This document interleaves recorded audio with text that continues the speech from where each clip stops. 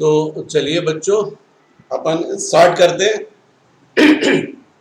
NCERT additional exercise. तो additional exercise में अपन सबसे पहले देखते हैं इलेक्ट्रिक चार्जेस एंड फील्ड्स।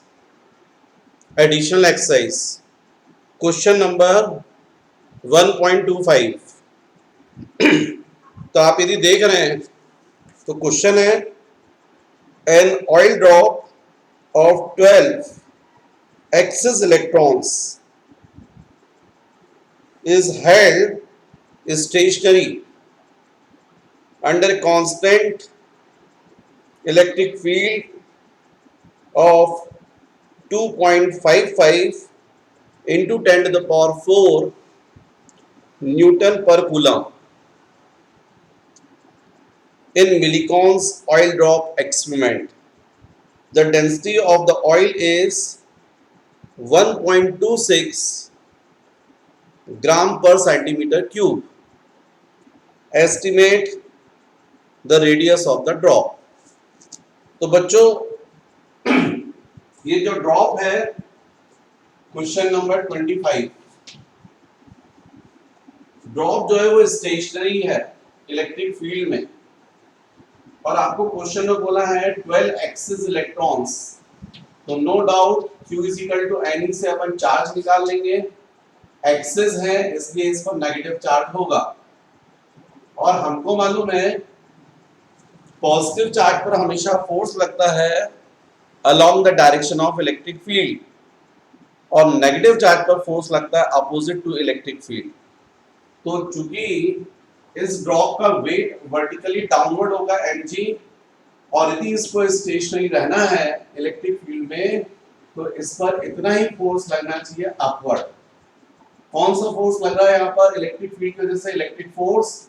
इसका मतलब ये हुआ कि जो इलेक्ट्रिक फील्ड है वो डाउनवर्ड है।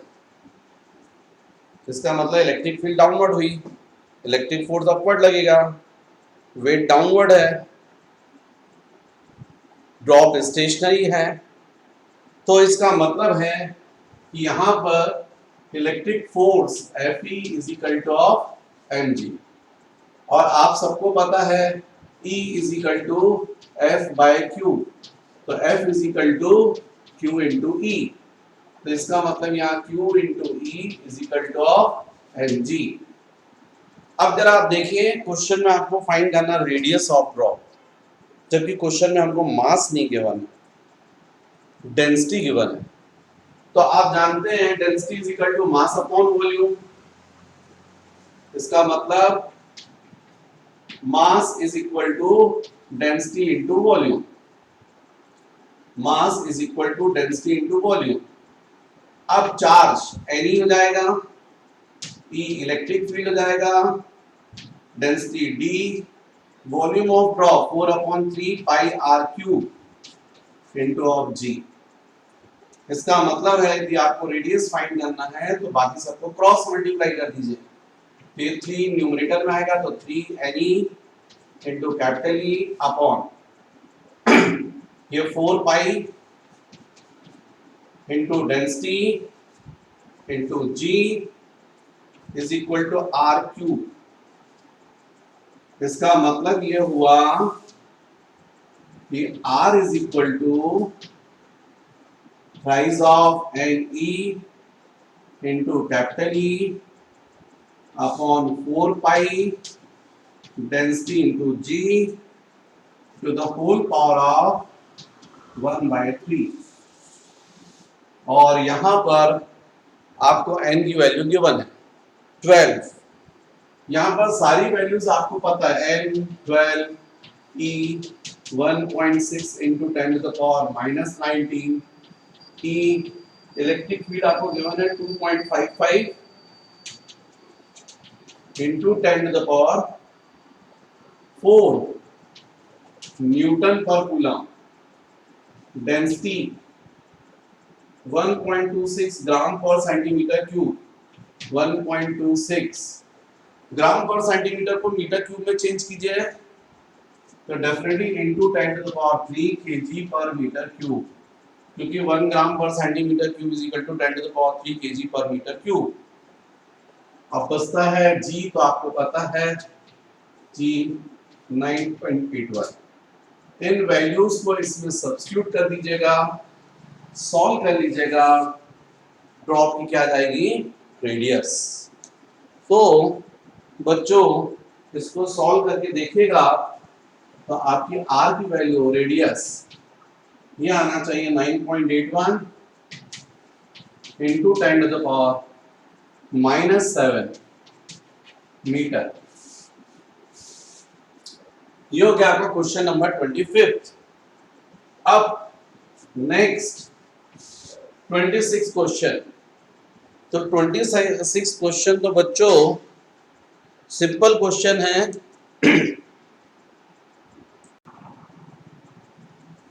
26 question, which among the curve shown in figure cannot possibly represent electrostatic field lines? तो बच्चों फर्स्ट जो है वो तो पॉसिबल नहीं है, क्योंकि आप देखें इलेक्ट्रिक लाइंस ऑफ फोर्स जो हैं डायग्राम में किसी भी एंगल से निकल रही हैं, जबकि आप सबको पता है कि इलेक्ट्रिक लाइंस ऑफ फोर्स हमेशा सरफेस पर कैसी होती हैं, परपेंडिकुलर होती हैं। तो फर्स्ट नॉट पॉसिबल। सेकंड तो डेफिनेटली ये भी नॉट पॉसिबल। क्यों? क्योंकि आप देखिए डायग्राम में वो इलेक्ट्रिक लाइंस ऑफ फोर्स जो है +2 माइनस गई है वो तो ठीक है, लेकिन उसके बाद देखिए -2 प्लस जा रही है, जबकि हमको पता है इलेक्ट्रिक लाइंस ऑफ फोर्स केवल +2 माइनस मूव करती है। तो बच्चों ये सेकंड जो है वो भी पॉसिबल नहीं है। लेकिन थर्ड जो है वो पॉसिबल है क्योंकि दोनों पॉजिटिव चार्ज हैं और आप देख लीजिए इलेक्ट्रिक लाइंस ऑफ फोर्स एक दूसरे से दूर हट रही हैं। तो हम लोग को मालूम है electric lines of force tends to keep away in the perpendicular direction of its length. Length के परपेंडिकुलर डायरेक्शन में एक दूसरे से हटने की कोशिश करती है और उसी की वजह से तो रिपल्शन होता है लाइक चार्जेस के बीच में। तो इसलिए थर्ड जो है वो electric lines of force possible है। फोर्थ देखिए डी ऑप्शन, तो डी में भी electric lines of force intersect कर रही हैं और वो भी पॉसिबल नहीं है। लास्ट देखिए ई, तो उसमें भी आप देखें तो वो क्लोज कर्व बना रही है जो कि पॉसिबल नहीं है, क्योंकि electric lines of force open curve है। तो इसलिए केवल सी जो है वो पॉसिबल है और बाकी जो सी जो है वो करेक्ट है, बाकी सब इनकरेक्ट है। नेक्स्ट इसके बाद बच्चों क्वेश्चन नंबर 27। क्या है 27? In a certain region of space electric field is along the z direction throughout. Electric field is along the z direction throughout. The magnitude of electric field is however not constant but increases uniformly along the positive z direction at the rate of 10 to the power 5 Newton per coulomb per meter. What is the force and torque experienced by system having a total dipole moment equal to 10 to the power -7 coulomb meter in the negative z direction? In the negative z direction. तो देखिए बच्चों इस question को मैंने board पर solve किया है। आप समझें यहां पर ये इलेक्ट्रिक फील्ड है, ये पॉइंट ए, ये पॉइंट बी, और ए और बी इनके बीच का सेपरेशन है 2a। ए पर चार्ज है +q और बी पर है -q। इसका मतलब है एपी एबी क्या फॉर्म करेगा? Dipole, electric dipole. क्योंकि आपको डेफिनेशन मालूम है, when two equal and unlike charges are placed in a short distance then the system is called electric dipole. तो इसका मतलब ये प्लस क्यू और माइनस क्यू मिलकर डायपोल फॉर्म कर रहे हैं। अब यहाँ पर इलेक्ट्रिक फील्ड जो है वो वेरिएबल बोला है, इंक्रीजिंग बोला है। तो सपोज ए पर इलेक्ट्रिक फील्ड ई, तो बी पर तो ज्यादा होगी, इंक्रीज हो रही है, मतलब इस पॉजिटिव चार्ज पर फोर्स लगेगा along the direction of electric field, और नेगेटिव चार्ज पर फोर्स लगेगा अपोजिट टू इलेक्ट्रिक फील्ड। यदि आप नेट फोर्स निकालना चाहते हैं तो हमको एफ ए और एफ बी की वैल्यू फाइंड करनी पड़ेगी, और दोनों फोर्स अपोजिट डायरेक्शन में है, इसलिए अपन नेट फोर्स फाइंड कर लेंगे। तो अब यदि हम बात करते हैं एट ए, तो ए पर हमने अज्यूम किया है पॉजिटिव चार्ज, और ए पर सपोज इलेक्ट्रिक फील्ड है ई, तो ए पर फोर्स कितना होगा Q इंटू ई, क्योंकि आपको पता है E is equal to F upon Q, तो F is equal to Q into E. तो ये फोर्स हो गया पॉजिटिव चार्ज पर राइट साइड। अब बी पर, तो बी पर हमको इलेक्ट्रिक फील्ड कितनी होगी, तो हमको बोला है भाई इलेक्ट्रिक फील्ड इंक्रीज हो रही है, किस रेट से, रेट की वैल्यू गिवन है इलेक्ट्रिक फील्ड की 10 टू द पावर 5 न्यूटन पर कूलम। रेट का मतलब पर यूनिट डिस्टेंस, क्योंकि आप यूनिट भी देखें तो वहां पर वैल्यू गिवन है 10 टू द पावर 5 न्यूटन पर कूलम पर मीटर। मतलब यदि मान लीजिए यहां से अपन बात करें तो इलेक्ट्रिक फील्ड यदि इंक्रीज हो रही है स्मॉल डिस्टेंस dr पर, कितनी इंक्रीज हो रही है de, तो यूनिट डिस्टेंस पर कितनी इंक्रीज होगी de अपॉन dr, इसी को तो बोलेंगे rate, rate of increase of electric field, मतलब इंक्रीज ऑफ इलेक्ट्रिक फील्ड पर यूनिट डिस्टेंस। तो यूनिट डिस्टेंस पर जो इलेक्ट्रिक फील्ड इंक्रीज हो रही है वो इतनी हो रही है d बाय dr, जबकि नेगेटिव चार्ज कहां पर है, a से 2a डिस्टेंस पर, तो कितनी इंक्रीज हो जाएगी यहां पर इलेक्ट्रिक फील्ड, भाई यूनिट पर इंक्रीज हो रही है d बाय dr, तो 2a डिस्टेंस पर हो जाएगी de upon dr into 2a, इतनी इंक्रीज हो जाएगी।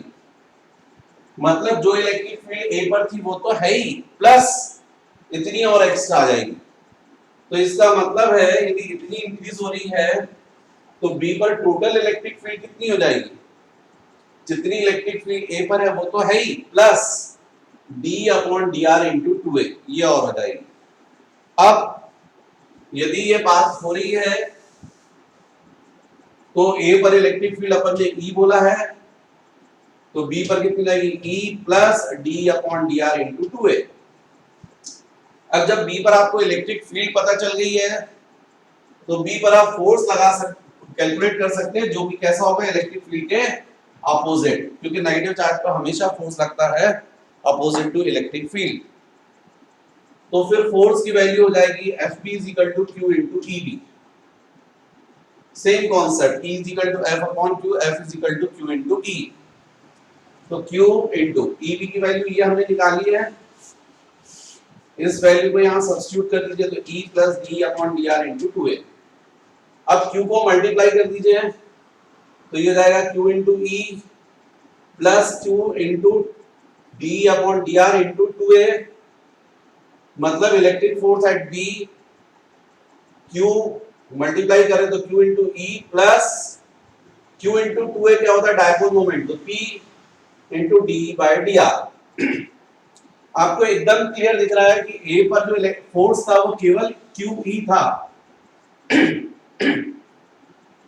जबकि B पर कितना फोर्स लग रहा है, QE तो लग रहा है प्लस इतना और, इसका मतलब B पर फोर्स ज्यादा है। तो निश्चित रूप से यदि A पर राइट साइड फोर्स है और B पर लेफ्ट साइड है, एक दूसरे के अपोजिट है, तो नेट फोर्स कितना होगा FB minus FA, greater value minus less value. अब सब्स्टिट्यूट कर दीजिए FB की वैल्यू, तो हमने FB ये निकाला है, इसको सब्स्टिट्यूट कर दीजिए QE plus P into D by dr minus F A मतलब क्यूई, एफ ए ये निकाला था क्यूई, ब्रैकेट ओपन करोगे तो क्यूई माइनस क्यूई कैंसिल हो जाएगा, केवल बचेगा net force P into d by dr। और क्वेश्चन में हमको डायपोल मोमेंट की वैल्यू गिवन है 10 to the power -7 और सेकंड हमको गिवन है rate of increase of electric field जो कि है 10 to the power 5 न्यूटन पर कूलम पर मीटर। तो इसको सॉल्व करते तो 10 to the power -2 Newton net force लगेगा डायपोल पर, और वो भी किस तरफ, लेफ्ट साइड। क्यों? क्योंकि ये फोर्स ग्रेटर आ रहा है नेगेटिव चार्ज पर, लेफ्ट साइड मतलब अपोजिट टू इलेक्ट्रिक फील्ड। तो ये जो नेट फोर्स होगा डायपोल पर वो किस डायरेक्शन में होगा, अपोजिट टू इलेक्ट्रिक फील्ड। तो बच्चों ये हो गया आपका क्वेश्चन नंबर 27। मैं थोड़ा सा हट जाता हूं बोर्ड के सामने से ताकि आपको पूरा बोर्ड दिखाई दे। आप यदि क्वेश्चन नोट करना चाहें तो नोट कर सकते हैं वीडियो को पॉज करके।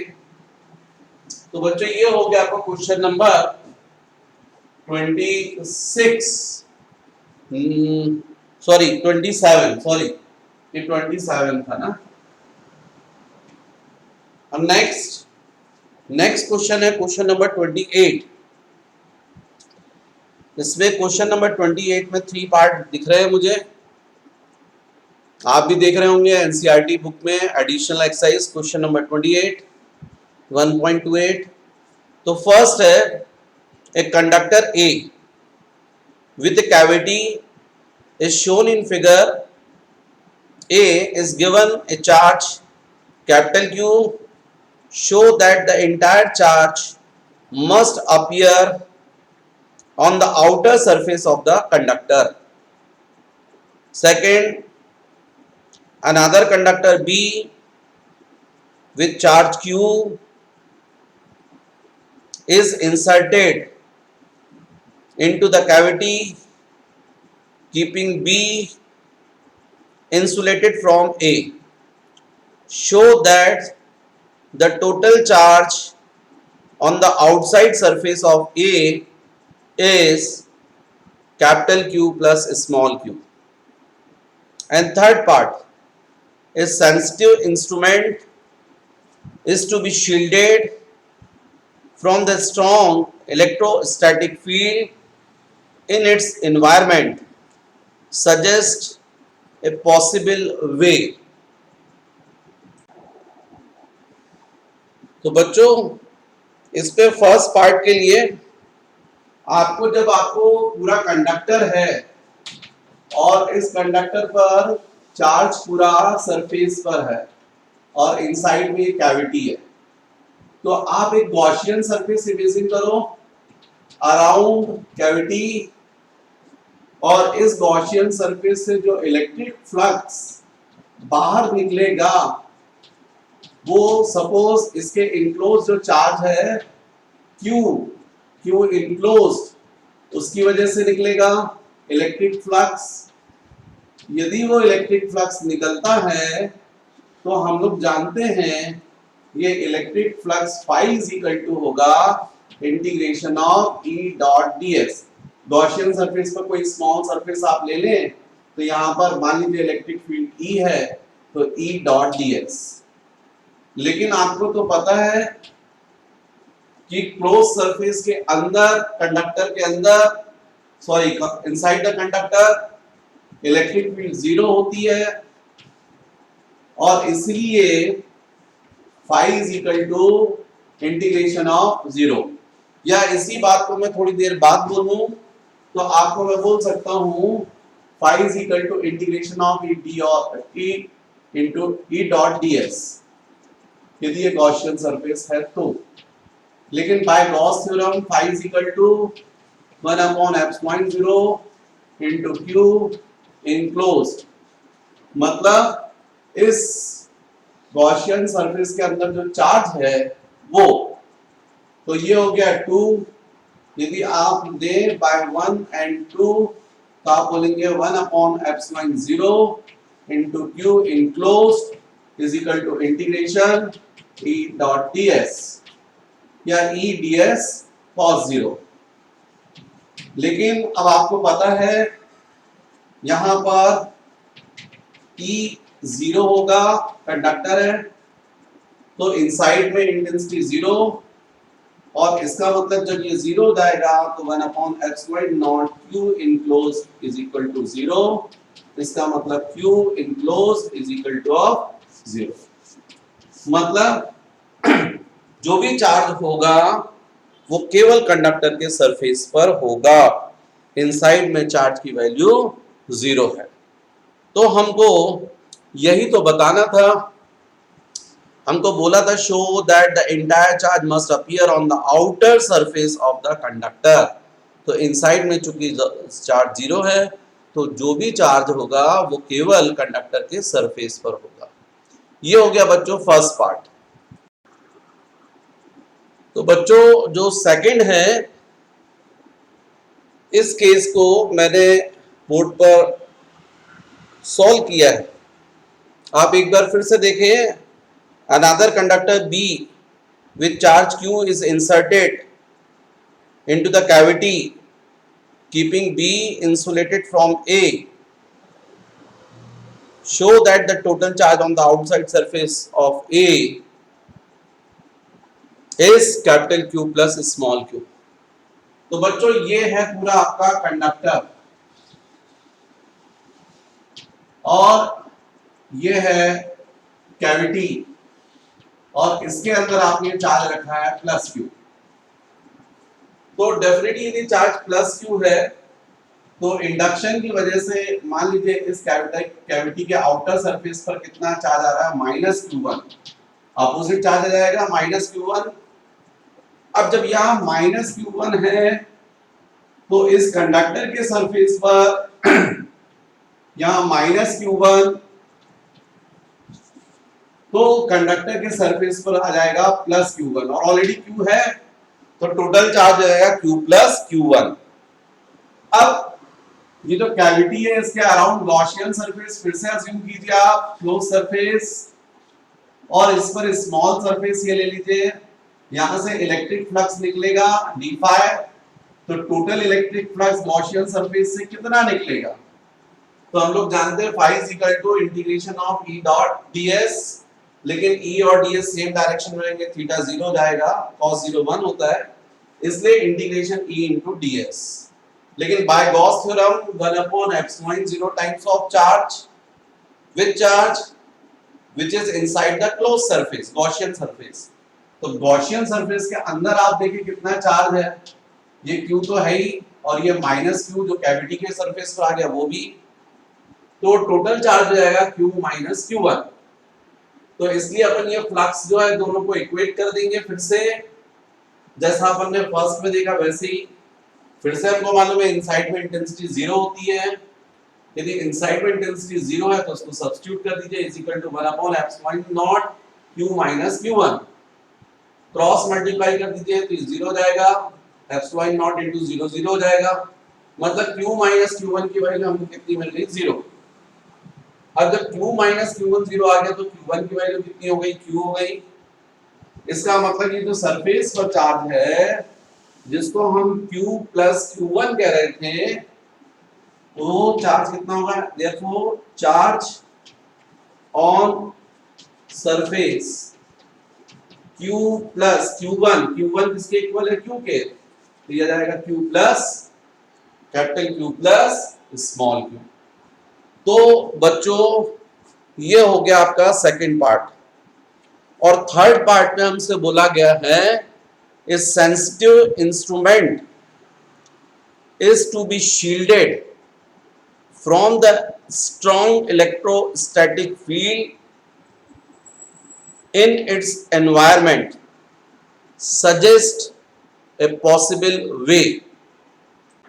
तो बच्चों इतने डिस्कशन में आपको एक बात तो समझ में आ रही है कि ये जो शेल है या मेटलिक कंडक्टर, इसके इनसाइड में इंटेंसिटी 0 है, तो यहीं पर यदि हम इंस्ट्रूमेंट को रख देंगे तो वो सेफ रहेगा।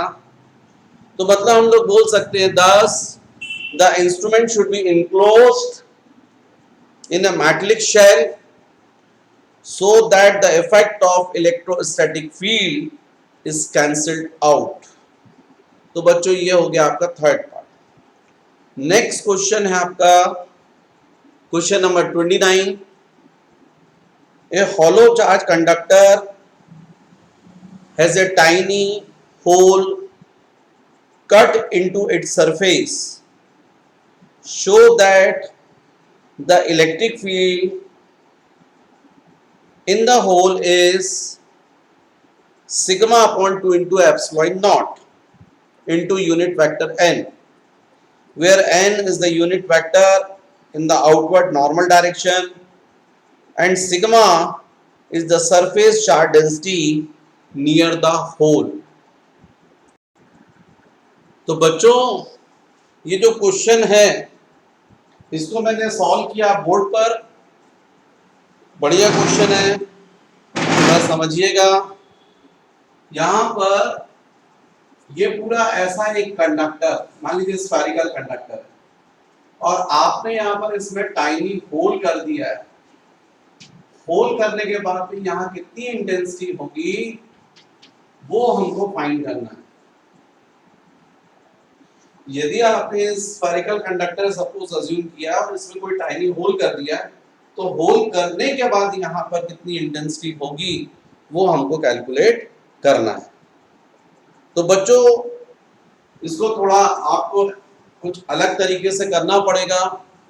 आप जरा सोचे, यदि ये पूरा स्फेरिकल कंडक्टर था और आपने होल नहीं किया है जिस वक्त कंप्लीट है, तो उस वक्त इस पूरे स्फेरिकल कंडक्टर पर सपोज चार्ज क्यू है, हालांकि चार्ज डेंसिटी हमको सिग्मा गिवन है और उसकी वजह से चार्ज क्यू है। तो नो डाउट इस डायरेक्शन में इलेक्ट्रिक फील्ड होगी। ये स्मॉल पार्ट लिया है मैंने, इसका सरफेस एरिया सपोज है ds, तो यहां से फ्लक्स निकलेगा स्मॉल फ्लक्स, और वो जो स्मॉल फ्लक्स होगा d5 होगा E डॉट ds या E ds cos 0।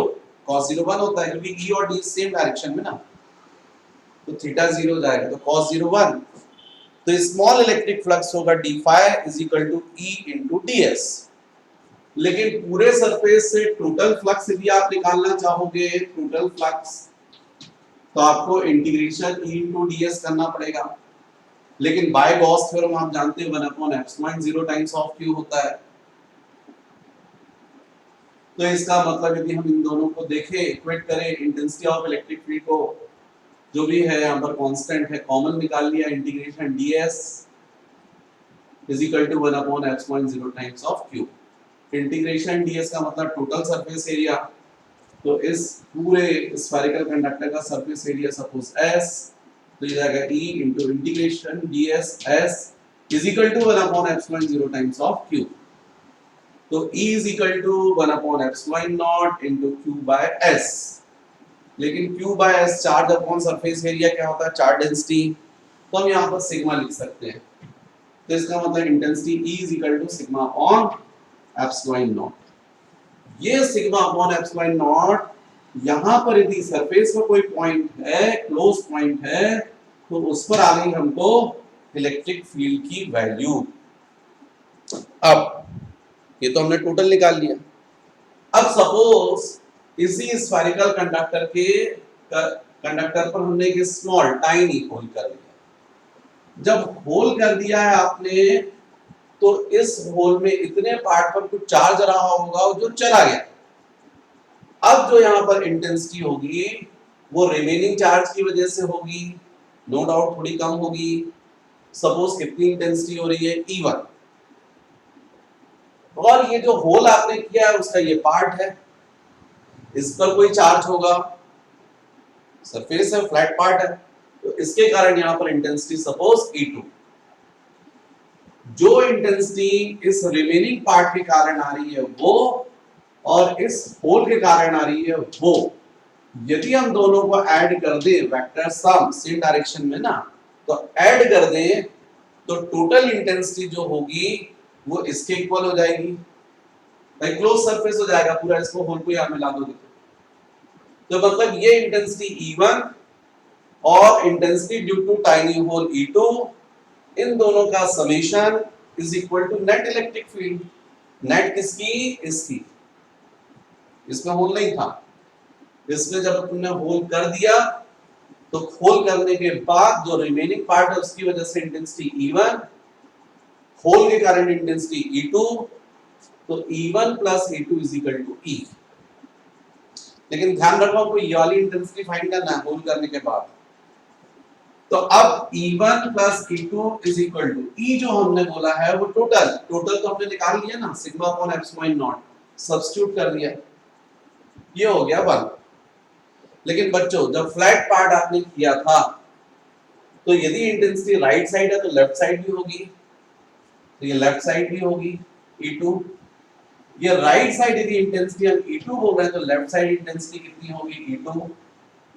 तो यदि हम इसमें बात करें, ये जो टाइनी पार्ट है, टाइनी होल क्या उसके कारण इंटेंसिटी राइट साइड पर E1, लेफ्ट साइड पर E2।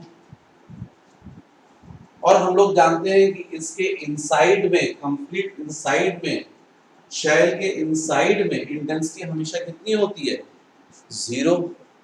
तो आप इसी चीज को बोल सकते हैं E1 माइनस E2, क्योंकि इस E2 को डेफिनेटली कोई कैंसिल कर रहा है, तभी तो इनसाइड में इंटेंसिटी 0 आएगी। क्योंकि हम लोग तो बोल रहे हैं कि भाई यहाँ पर राइट साइड है तो लेफ्ट साइड भी होना चाहिए, लेफ्ट साइड हमने लिया E2, लेकिन हमको मालूम है इनसाइड में इंटेंसिटी 0 होती है, E2 नहीं होती है। इसका मतलब इस E2 को कोई कैंसिल कर रहा है, तो कौन कैंसिल कर रहा होगा? ये E1।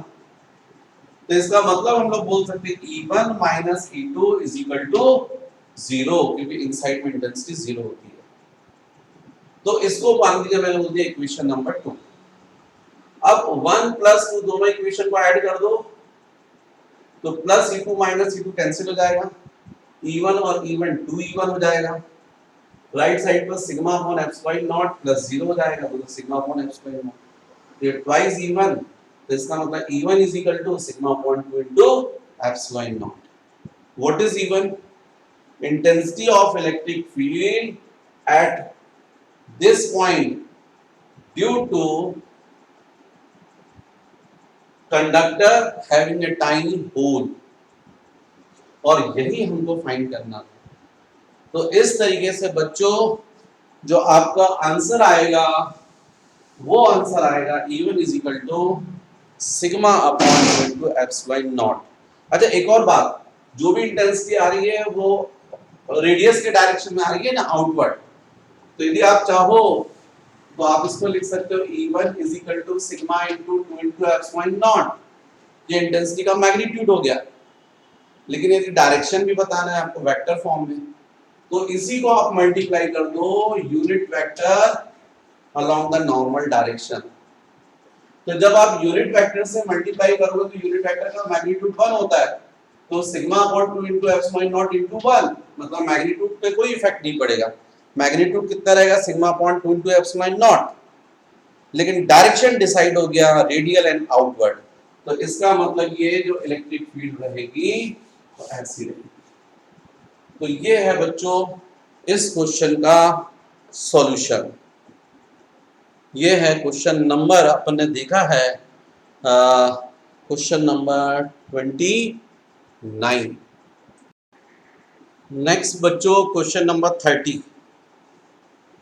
क्वेश्चन नंबर 30 सिंपल है। Obtain the formula for the electric field due to a long thin wire of uniform linear charge density lambda without using Gauss laws. Without using Gauss, तो Gauss law की help से तो अपन ने निकाला है भाई, है ना। अब एप्लीकेशन ऑफ गॉस थ्योरम में थ्योरी में आपने देखा है, मैंने आपको डिराइव करवाया है यहाँ पर, लेकिन विदाउट गॉस थ्योरम करना है जिसको मैंने बोर्ड पर किया। देखिए ये वायर है इनफाइनाइट लेंथ का, लेकिन अपन एक अभी फिलहाल एक फिक्स लेंथ ले लेते हैं, और इस वायर से के सेंटर से x डिस्टेंस पर यहाँ कोई पॉइंट है जिस पर हमको इलेक्ट्रिक फील्ड फाइंड करना है। तो आपने तो देखा था फॉर्मूला, इनफाइनाइट लेंथ का यदि रहता है तो उसका फॉर्मूला था 1/4 pi epsilon not into 2 into lambda by R. लेकिन यदि 2 और 4 को कैंसिल करें तो वही आ जाता formula 1/2 pi epsilon not into lambda by R. वो हमको डिराइव करवाना है। लेकिन वहां आर जब मैंने बोला तो वो एक्चुअली में क्या लिया था अपन ने, पॉइंट पी का सेंटर से डिस्टेंस आर बोला था। यहां बच्चों मैं उसको आर ना बोलकर एक्स ले रहा हूं, क्योंकि एक्स डायरेक्शन ले रहा हूं इसलिए। तो अपन इसका मतलब जो फॉर्मूला डिराइव करेंगे तो वो लैम्डा बाय आर ना आकर लैम्डा बाय एक्स आना चाहिए, तो आ रहा है। तो कैसे आ रहा है देखिए, ये डिस्टेंस हमने एक्स दिया है और फिलहाल ये जो वायर है उसकी चार्ज डेंसिटी हमको गिवन है लैम्डा, और charge density is equal to होता है total charge upon total length, मतलब lambda is equal to Q by L. यहां क्या हो रहा है कि हमने फिलहाल इतनी लेंथ डिसाइड की है, जिसमें से ये हाफ लेंथ है y और नीचे हाफ लेंथ है y, और इस पे मैंने ये स्मॉल चार्ज डिसाइड किया है dq, जो कितनी लेंथ पर है, स्मॉल लेंथ dy पर। तो लगभग ये पॉइंट चार्ज हो गया, और इस पॉइंट चार्ज से इस पॉइंट p का जो डिस्टेंस है उसको मैंने बोला है r। तो पॉइंट चार्ज की वजह से जो इंटेंसिटी होगी वो हमेशा डिस्टेंस के डायरेक्शन में होगी, ऐसी स्मॉल होगी dv। अब सपोज ये एंगल थीटा, तो ये एंगल भी थीटा होगा, वर्टिकली अपोजिट एंगल। इसको मैं बोल रहा हूं DE, तो आप जब इसको रिजॉल्व करोगे तो इसका हॉरिजॉन्टल कंपोनेंट क्या आएगा, d cos थीटा, और वर्टिकल कंपोनेंट आ जाएगा d sin थीटा। जैसा मैंने यहाँ पॉइंट चार्ज डिसाइड किया है, सेम पॉइंट चार्ज यहाँ पर ले लीजिए, जैसा y डिस्टेंस पर, एग्जैक्टली y डिस्टेंस पर। तो यहाँ भी जो पॉइंट चार्ज है इसकी वजह से भी यहाँ पर जो इंटेंसिटी होगी सेम होगी, स्मॉल होगी, d होगी। फिर से ये एंगल थीटा ही होगा, तो ये वर्टिकली अपोजिट एंगल भी थीटा होगा। ये सेम थीटा क्यों होगा, क्योंकि आपको दिख रहा है इस ट्रायंगल में यदि ये एंगल थीटा है, ये इसका अपोजिट परपेंडिकुलर और ये बेस, तो tan थीटा क्या होगा, y अपॉन x। यदि इस एंगल को मैं फाई बोल देता तो tan फाई क्या होता, y अपॉन x, मतलब tan theta is equal to tan phi, मतलब theta is equal to phi. इसीलिए मैं बोल रहा हूं ये दोनों एंगल्स इक्वल होंगे। अब जब ये दोनों एंगल्स इक्वल है, तो ये थीटा है तो ये वर्टिकली अपोजिट एंगल, ये थीटा है तो ये वर्टिकली अपोजिट एंगल। अब इसको d आपने बोला है तो horizontal component d cos theta, vertical d sin theta. Same यहां पर भी यदि ये d है तो horizontal component d cos theta, vertical component d sin theta. तो चूंकि ये पॉइंट चार्ज सेम है और यहां पॉइंट p का डिस्टेंस r है और ये भी r है, तो intensity of electric field d same होगी। तो d sin थीटा को क्या कर दिया, कैंसिल, इक्वल मैग्नीट्यूड का जस्ट अपोजिट। लेकिन ये d cos थीटा दोनों सेम डायरेक्शन में तो ऐड हो जाएंगे। अब इन d से तो आपको मतलब नहीं है ना, क्योंकि इसको तो आपने रिजॉल्व कर लिया था, इस d को रिजॉल्व कर लिया था कंपोनेंट में d cos theta d sin theta, तो अब आपको इससे मतलब नहीं है। ऐसे ही इस d को रिजॉल्व कर लिया था तो इसका horizontal component d cos theta, vertical d sin theta, इससे मतलब नहीं है। जो वर्टिकल कंपोनेंट होते हैं इसको कैंसिल कर दिया, तो अब बचे केवल हॉरिजॉन्टल कंपोनेंट d cos, तो ये सेम डायरेक्शन में ऐड हो जाएंगे, और इन्हीं की वजह से यहां पर पॉइंट P पर क्या आएगी, इलेक्ट्रिक फील्ड। तो ऐसा इस वायर पर ढेरों पॉइंट चार्ज हैं, सबकी वजह से d cos थीटा ऐड होते जाएंगे, और सबकी वजह से d sin थीटा कैंसिल होते जाएंगे।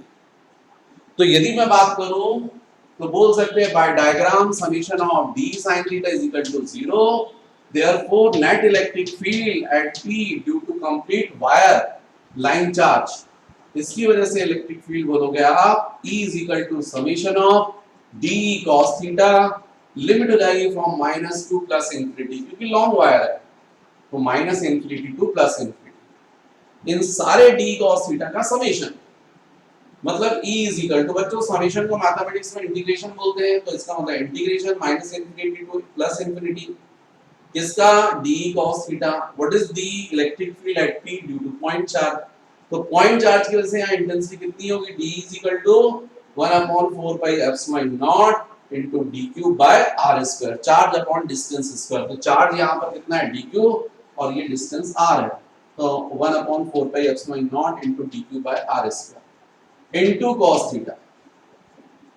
अब हमको मालूम है ये जो चार्ज है वो कितने डिस्टेंस पर है, dy, और charge density is equal to होता है चार्ज अपॉन लेंथ, तो lambda is equal to dq by dy, तो dq is equal to lambda into dy। इस डी क्यू की वैल्यू को मैंने यहाँ पर सब्स्टिट्यूट कर दिया, तो lambda into D Y upon R square into cos theta. ठीक है, अब बाय डायग्राम आप देखें इस ट्रायंगल में, तो ये y है, ये x है, परपेंडिकुलर है, ये बेस है, तो tan theta is equal to y upon x, y upon x is equal to tan theta, तो y is equal to x tan theta. अब यदि हम इसको डिफरेंशिएट कर लें विद रिस्पेक्ट टू थीटा, तो ये जाएगा d d theta y, right side पर डिफरेंशिएट करोगे x तो कांस्टेंट है, फिक्स डिस्टेंस पर constant into d d theta और tan थीटा, तो dy by d theta is equal to x, d d theta tan theta कितना होगा sec square theta, तो इसका मतलब dy is equal to x into sec square theta into d theta. ये हमने dy की value find कर ली जो हम वहां रखने वाले हैं।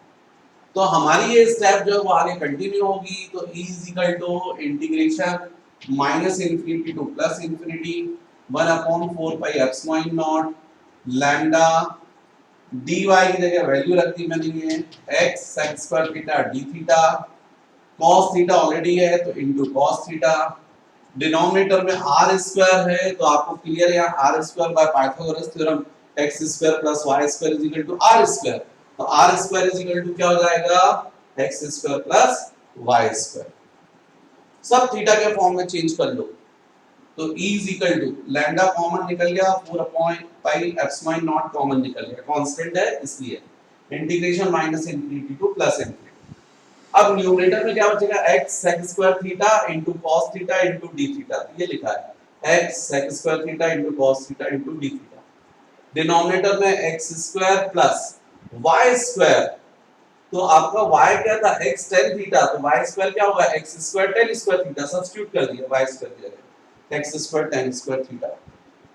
सॉल्व करने का मेथड है ये, तो ये जाएगा lambda upon 4 pi epsilon not, यहाँ न्यूमरेटर में रहेगा x sec square theta cos theta d theta, denominator में देखिए आप x स्क्वायर कॉमन निकल गया तो अंदर बचेगा 1 प्लस tan स्क्वायर थीटा, अब यहाँ से 1x कैंसिल हो गया, तो e is equal to lambda upon 4 pi epsilon not integration sec square theta into cos theta into d theta upon x 1 plus tan square theta क्या होता है sec square theta, तो ये न्यूमरेटर का sec square theta denominator के sec square theta को क्या कर देगा कैंसिल, तो अब आपके पास बचा lambda upon 4 pi epsilon not into x integration cos theta into d theta.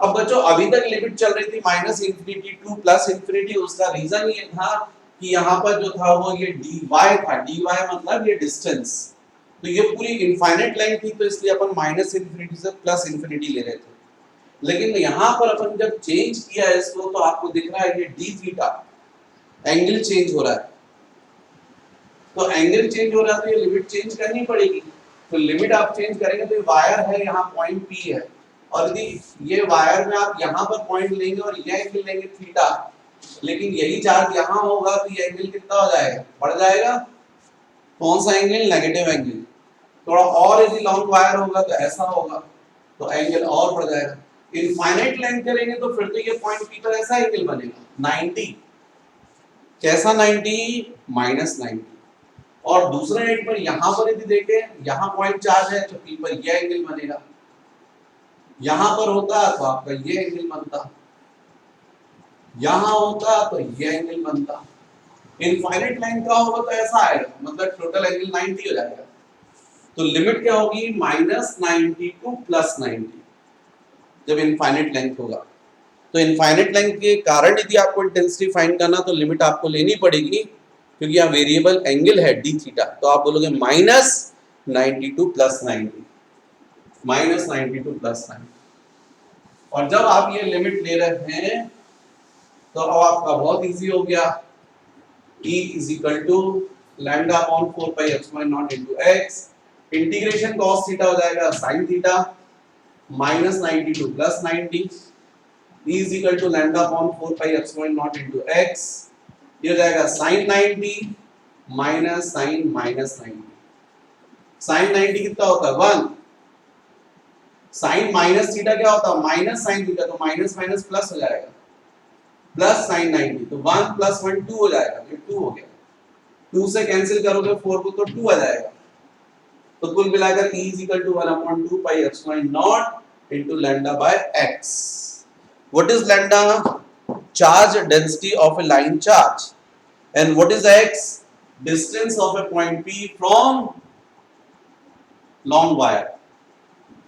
तो ये हो गया। तो बच्चों इस तरीके से हम इसको without Gauss theorem Coulomb's law की हेल्प लेकर इसको सॉल्व कर सकते हैं। तो ये हो गया आपका क्वेश्चन नंबर 30।